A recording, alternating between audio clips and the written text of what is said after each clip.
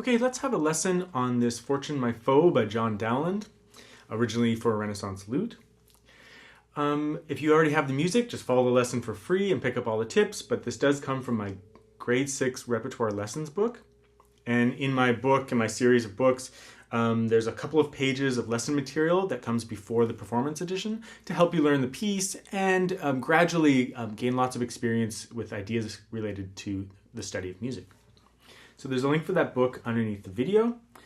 I'm going to go over a lot of the pages for the book, but there are times in the description of the video to jump ahead, like to the walkthrough of the piece, or to the scales, or to the French tablature discussion. So feel free to skip around. So the first thing we're going to do, put the guitar into relative lute tuning. I have another video on the website on the lesson page for this piece. That shows you all about Renaissance lute tuning, but we've done this throughout all the grades from grade 3 up, so I'm not going to discuss it too much. We're just tuning the 3rd string from G to F sharp. So we're going down a semitone to F sharp. I like to check my A's usually. And that puts us into the relative tuning of a lute. Putting a capo on the 3rd fret brings us even closer to the register of the lute. And I'd recommend, if you haven't, in my previous books, used a capo on the 3rd fret to play this Dowland piece, I recommend that you do in this grade level to make sure that you have that skill of doing that. Kind of raises the pitch level of the piece, and because all the notes are fretted, it kind of equalizes the sound a little bit. So I would recommend that you try that out. So the first thing we're going to do is try out some scales. It's always a good idea to warm up with some scales in the key of the piece, to familiarize yourself with the key, but in this case also to familiarize yourself with the tuning. So the first one we'll do is a natural minor scale. Natural minor scales just follow the key signature.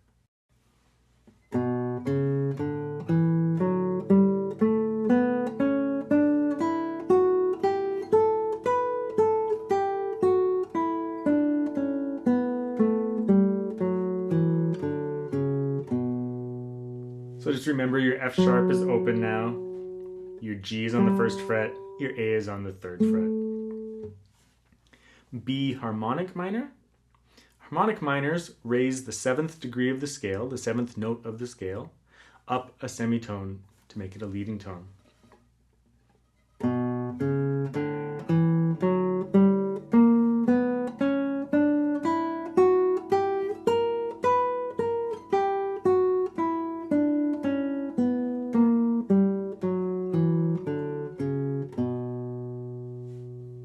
So that A sharp to B. So remember, F sharp is your open string, G is your 1st fret, A sharp is your 4th fret. B melodic minor. Melodic minor scales raise the 6th and 7th scale degree on the way up, and then make them and then they follow the key signature on the way down. So they get raised up a semitone on the ascending scale, and then on the descending scale they get lowered a semitone to the key signature. So we're going to start in 2nd position for this scale.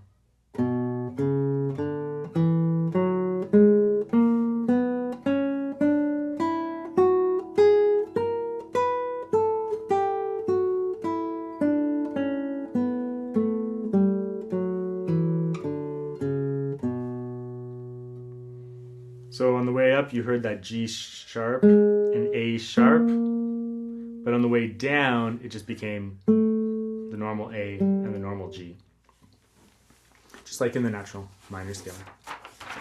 Okay, let's talk about a couple of let's talk about practicing a tricky part of this piece. So there's one part of this piece.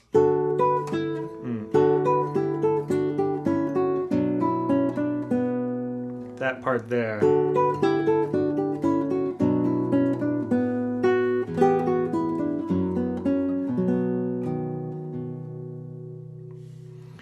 Whenever you have a tricky passage in your music, it's a really great idea to break it down to its simplest forms. So here we have a scale in thirds.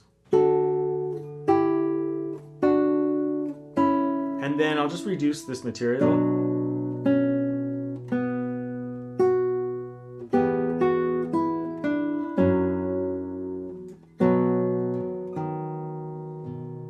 So that passage from bar 21 to 24, it's just a scale in thirds. So by reducing it to just the thirds, you can kind of lock in the position changes and just like really lock in the muscle memory for your left hand to make sure that you know what the primary passage is like in a simplified way. Another way to practice it, bar 21 to 24, would be to create a little repetitive patterned exercise. So for example, instead of going, let's just learn the muscle memory. So we're going to repeat each figure twice to give your hand a chance to learn that.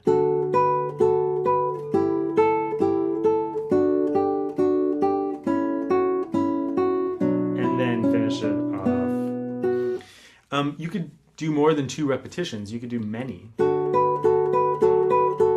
You know, just to like learn this on-off motion with the 4th finger.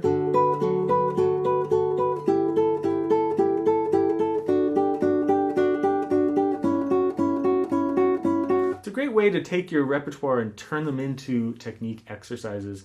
I find, especially on guitar, it's so finicky sometimes that really just locking in the technique and the movements can be very helpful. And then when you play it as written, you're just getting all of those different things, but a little bit faster, right? And feel free to use a little bit of rubato. It's not a romantic era rubato, it's more of like a vocal delivery rubato. But like creating a nice phrase, but not like super metronomic either, right? One other part of the piece, in bar 45 to 46, there's that tricky stretch, right? Which I'm sure will give many students some trouble. So let's just cover an alternative fingering for that. And that's listed in the book, right? So the original fingering is...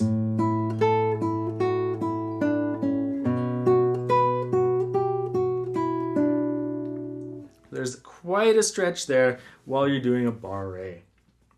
One thing I'll mention is that when you put the capo on the 3rd fret, it shortens the scale length, so the frets are all closer together, so that stretch becomes much easier. And on the lute, of course, the scale length is very small, so the stretch would be easy as well. So that's one reason in this case, like where the capo might be really, really handy, right? But even without it, if you do that stretch, you have to play that F sharp, but let go of the F sharp, but not your bass note, and you can go back to it. You know, you can move your barre a little bit because it's such a difficult stretch. An alternative fingering would be to go shift up, B on the 6th string, F sharp on the 2nd, and then you're back to normal.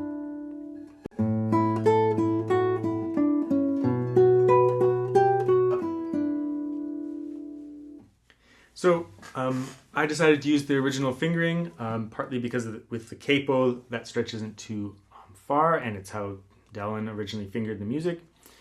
But nevertheless, that alternative fingering is available for you. The next part of my book is a large discussion about French tablature, which is lute tablature, a type of lute tablature. I won't go through it all today because it's mostly just out of interest, and there's lots of information in the book, so it'd be a little bit too long. But essentially, French tablature uses letters instead of numbers for the frets. So A represents the open string, B represents the 1st fret, C represents the 2nd fret, D the 3rd fret. And it's like that on each string of the guitar or the lute. The main point in learning French tablature is both that you could make your own arrangements of the music, but you can also see how Dowland originally fingered the music on the lute. You can see exactly what he did, and it gives us lots of different insights into the music. It's also a different way of conceptualizing music notation, especially the rhythmic aspect of reading lute tablature. But I think what we'll do now is just do a walkthrough of the piece. First thing I'll say is you can take a much slower tempo. A lot of lute players take a much slower tempo for various reasons, probably for the mood of the piece. Fortune, my foe. Giving it a little bit more of a remorseful kind of feeling. And also there's some fast passages like that little passage at bar 9. So maybe some of those things point in the direction of a slower tempo. I found on the modern classical guitar, having a little bit more tempo just gives it a nice arch. Gives a nice arch to the phrase, and doesn't come off too muddy or anything like that. I really like it on lute slow because that plucky nature of the lute sounds really great with space. But in a room like this with a modern classical guitar, I found that a slightly faster tempo is a little bit nice.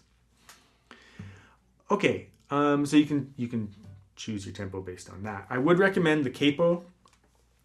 For the sake of the lesson, I'll just leave it off just in case some people aren't using it.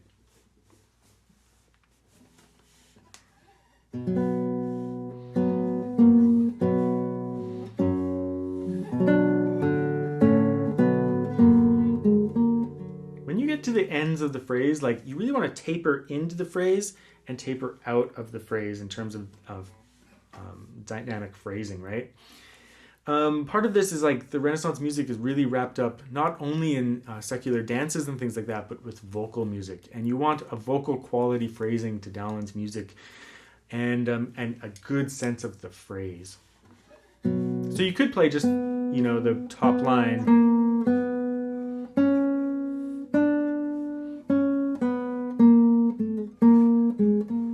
But just make sure you don't blast out the last notes just because you're happy about arriving there.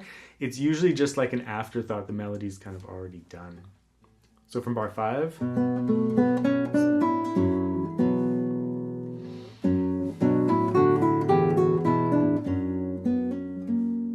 Especially there, like the chord is kind of done. That's just a little tail ending to the phrase, so you can just taper that off. And this whole piece is pretty much in 8-bar sections, so that you have like a small 4-bar phrase followed by another 4-bar phrase. Bar 9, you can use a little bit of rubato here. Start off a little bit slower. As long as you arrive properly, it's like a written ornamentation. It's not really melodic material. It's a written out ornamentation. I would keep your second finger down the whole time for resonance though. Of course, if you're going at a slower tempo, that passage is a little bit easier. Taper off.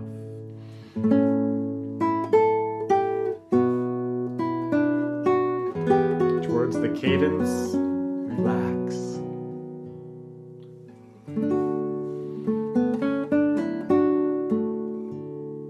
Most of the time, like all these chords, just leave your fingers down, let it all sustain as harmonically as possible.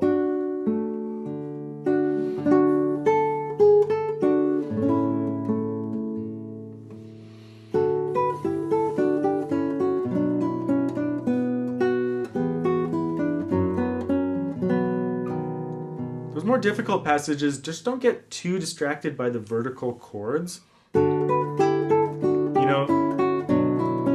Instead, you really want it to be a horizontal phrase. Going all the way to here, and even more to here. You don't want to get caught up in presenting a whole bunch of little ideas. I mean, the little motifs deserve attention, but the overall phrase is the thing that carries the listener through the phrase and through the piece. If you give a listener too many small details, there's no momentum to the piece anymore. They get caught in the minutia of small details. As a performer, you have to be aware of all those little details and articulate them in a consistent way. But nevertheless, you want the phrasing to just turn over in a very natural way. So in the second half of the piece, we kind of change themes.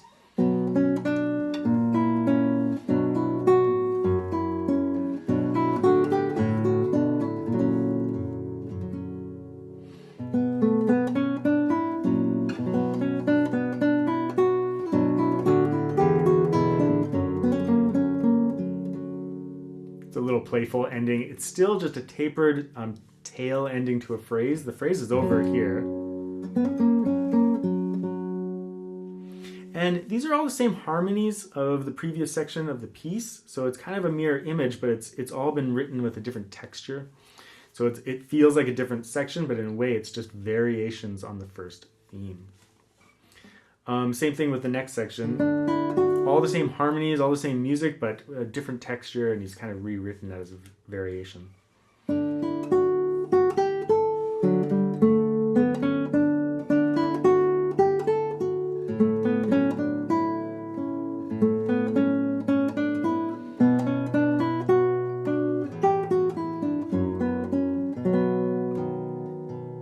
Easier to feel the 8-bar phrase on the second page of variations, right?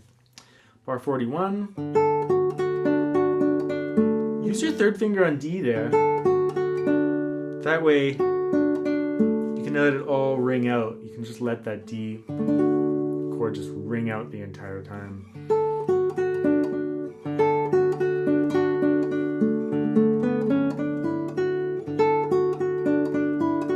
Not the second time. Use your second finger because you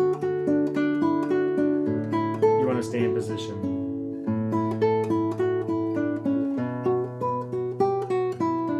So in that bar, of course, we already talked about the alternative fingering. So if you don't feel like doing the stretch, you can play it all up the neck. If you do the stretch, when you get to the open string, do a pivot out of your bar, but keep the bass note ringing.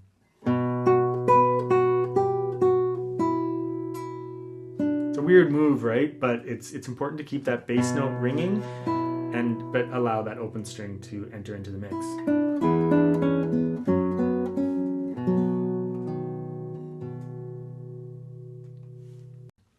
Speaking of fingering, in terms of the right hand fingering, I added a few spots, but for the most part, there's so many 3-note chords that you're going to repeat fingers a lot. But just do your best to play the bass voice with your thumb and the upper voice with your fingers, and then just have it all just as flowing as possible. Because the tempo isn't too high, the lack of alternation that's possible doesn't affect you too much. Just make sure you're really phrasing beautifully and that you've gone over it very carefully to make sure that your legato is intact throughout the piece.